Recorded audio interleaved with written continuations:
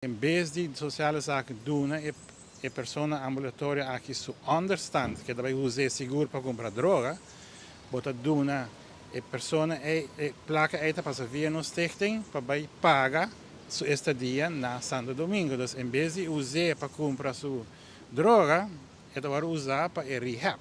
Dus gasto adicional não tem, para integendeel, é também trapa ajuda a persona a reabilitar e por estabilizar sua vida.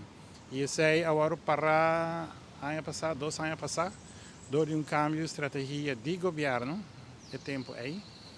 E me compreende não manejo, mas me quer que toch nos tenho llena e baixei para sobre tem hope e me nota quer que tudo cai de mesmo uma culto para tipo de ajuda, dos me quer nos tenho abrir e caminho de Santo Domingo bem como possibilidade. De diferente maneira, só botinho acercar naturalmente, botinho clean up rato para me bom mandar na cena e outro problema também de grupo grande é começar, não sei, a informação de polícia recém, que tem 40 para 50 gente que está estreito em praia só, de Bacaia.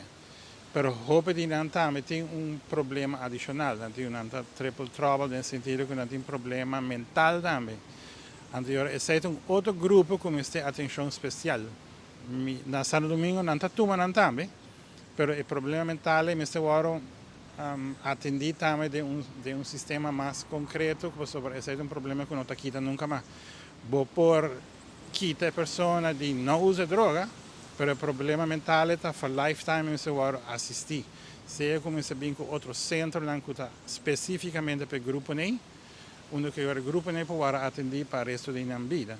Solução permanente para clean up tem, pero não para tratar o problema mental, se agora tratar lifetime.